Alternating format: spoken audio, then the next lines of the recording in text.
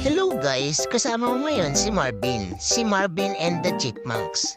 Ngayong araw nga pala ay mag-i-stroll kami gamit ng e-bike na aking dito. At ngayon, nag-i-stroll na kami ni Marvin.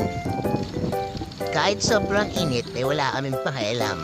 At ayun siya ngayon dumidila-dila. Ewan kung bakit ba't siya dumidila. Tingnan nyo, dumidila na naman siya.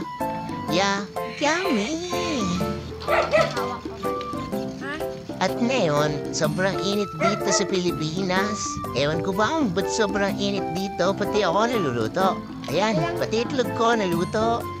At ito, kahit sobrang init, okay lang kahit ganito.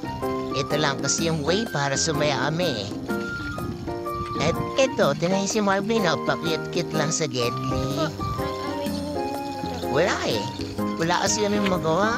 Kaya ito, stroll na lang. Ito lang kasi yung trip namin na yung tag-init eh. At ngayon, pabalik na kami kung saan kami nagmula. Kasi doon kami nang galing eh. At ngayon, pabalik na kami ni Marvin and the Chipmunks. Ito, binisan ko na. Huwag kayong mag-alala, safe ako mag-drive. Dito ka sa akin, safe ka. Haha.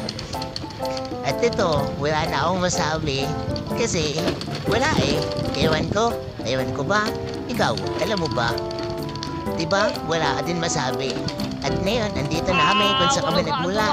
At kung saan kami nanggaling. O sige guys, susunod na lang ulit. Sana mapanood nyo to. Kasi ayoko mapanood eh. See you na guys. Next time na lang ulit. Diyan na kayo. Paalam.